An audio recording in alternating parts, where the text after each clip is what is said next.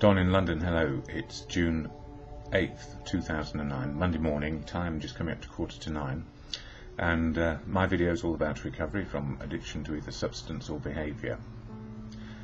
Yes, addiction. Life is difficult. That's what M. Scott Peck said as the first sentence of his book, The Road Less Travelled, and life is indeed difficult. So when we get into difficulty, or more difficult situations where we become obsessed or addicted to a substance or behaviour, it means that everything is out of proportion. There is no balance in our lives anymore, and we crave the thing that we covet. That thing which made us feel good in the first place now has turned on us and become an absolute liability. And in the process, we addicts, alcoholics, I'm an alcoholic in recovery, are liabilities when we're in active addiction, because we don't know ourselves too well, and nobody knows exactly what we might do next, except head for the bar, head for the pub, head for an off-licence or supermarket to get some more booze. So these days recovery is much more appealing to me, simply because I've got some mileage, if you like, on the clock about how to stay in recovery. And I've learned that from family, community and civilization as we know it. And what helps me most is on a daily basis being able to attend AA meetings. That's Alcoholics Anonymous, a fellowship of men and women who have come together for one reason only, to stay sober a day at a time. And if you'd asked me 5 years ago, could I do this? I'd have said, no, it's impossible. I cannot give it up. It's my best friend. Or rather, I'd have said, yes, I can give it up. Please give me the space to do it. I will isolate and try and make life work my way. And the answer is my way, or the highway, is into exclusion, isolation, and that horrible place where we depend again on that thing which we think is going to solve our problems, or at least obliterate them for such a long time that we maybe can stop waking up. And for me, the horror of not wanting to wake up gave me my moment of clarity, where I realised I couldn't do it on my own.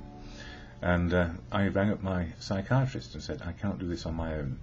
And then was offered, I was told not to stop drinking straight off because I might get a seizure. And then I had a session with the psychiatrist who said, you know, maybe the only answer is to go to a detox unit for 3 weeks and see if you can get dried out. And I said, yes, of course I'll go. And they arranged it for 3 days later, from Friday to Monday. And by Monday I didn't want to go, of course. But I did. And it was probably the saving of me to accept help and be included and have some people on my side, where the rest of the world had to abandon me because I was just unmanageable.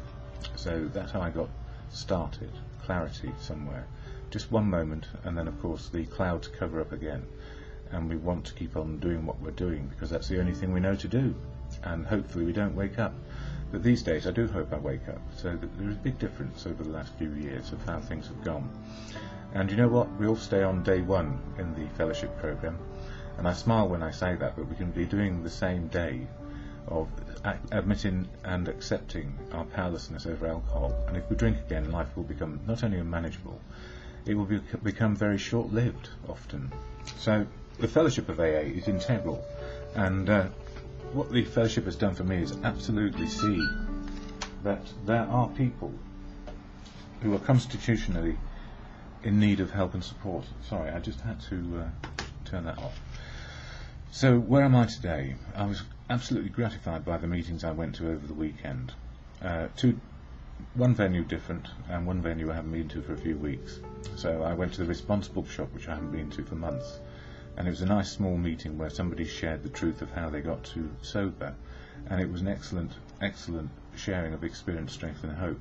So now, with that one under my belt, and getting enough rest on Sunday to stop my feet from hurting from another complication, I got to my old regular meeting where I used to be treasurer down at Flood Street, and there was an amazing a share by another individual about how they got to sobriety and how they help others, including their family. But I can't share about that, that's their story. So my story here today is I'm alive, one day at a time, and the Fellowship of AA helps me, unique, authentic people finding recovery, remain unique, authentic people, not stuck in dogma, and certainly not stuck in a cult, as some people think it is, because of this thing called God or a higher power.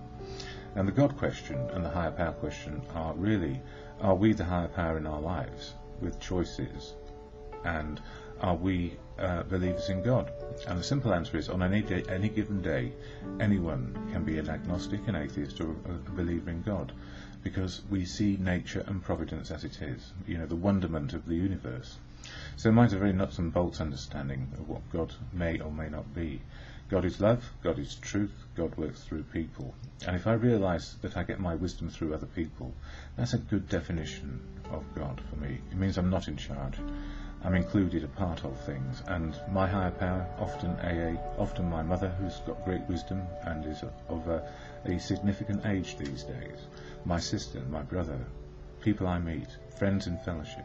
I get wisdom if I have my ears open and I'm included. So that's where I come from when I do these videos. It's about experience, strength and hope. And there are apparently 720 meetings of AA in London, and there's a preamble shared at each one, and then I'll do a reading from my literature, which I've got from AA. It says here, Alcoholics Anonymous is a fellowship of men and women who share their experience, strength and hope with each other, that they may solve their common problem and help others to recover from alcoholism. The only requirement for membership is the desire to stop drinking. There are no dues or fees for AA membership. We are self-supporting through our own contributions. AA is not allied with any sect, denomination, politics, organisation or institution. Does not wish to engage in any controversy, neither endorses nor opposes any causes. Our primary purpose is to stay sober and help other alcoholics to achieve sobriety. And yeah, that's it really, that's the fellowship. And then the rest of life is how we live it. It's about how we want to live our lives. And in the, I'm getting my 5-year chip tonight, hopefully. At my meeting, the chip cupboard was locked and we couldn't get in last week, so I have to smile about that. And I also have to smile that I went to another meeting to try and get a chip there, but they didn't have one. Every chip all the way through to 20 years, but not the 5-year one. So there must have been a run on them, or it was God, or whatever it was, teaching me a lesson about patience and tolerance. And I had to laugh at myself, because the chip represents something that I've achieved. At the same time, it's just another day in recovery. So the gift is more wisdom accumulated, so I can make more informed choices, but it won't stop me making mistakes. So daily reflections for today, this one, all about step 6, looking at our areas which we can improve on, our defects of character, because it's 6 months and it's a 12-step program, so each of these daily reflections in June tends to go along with what is step 6 about, and this is what it says: opening up to change. Self-searching is the means by which we bring new vision, action and grace to bear upon the dark and negative side of our natures. With it comes the development of that kind of humility that makes it possible for us to receive God's help, or good conscience, or wisdom from other people. We find that a bit by bit we can discard the old life, the one that did not work, for a new life that can and does work under any conditions whatever. It goes on to say, I have been given a daily reprieve contingent upon my spiritual condition, provided I seek progress, not perfection. To become ready to change, I practice willingness, opening myself to the possibilities of change. If I realise there are defects that hinder my usefulness in AA and the world, and towards others, I become ready by meditating and receiving direction. Some of us have tried to hold on to our old ideas, and the result was nil until we let go absolutely. To let go and let God, or good conscience, or what people share with us. I need only surrender my old ways to Him. And it goes on to say, I no longer fight, nor do I try to control, but simply believe that, with God's help, or others, I am changed and affirming this belief, and it makes me ready. I empty myself to be full of awareness, light and love, and I am ready to face each day with hope. And each day with hope, experience, strength and hope from others, experience, strength and hope we're learning on a daily basis are so important. So, what works for me? Being in fellowship, getting tuned in every day, doing a bit of meditation, and accepting who I am today. An alcoholic in recovery, and all the meetings over the weekend were about just doing it one day at a time, so that's what I'm trying to do. So the serenity prayer, to God or good conscience or your higher power, grant me the serenity to accept the things I cannot change, courage to change the things I can, and the wisdom to know the difference just for today.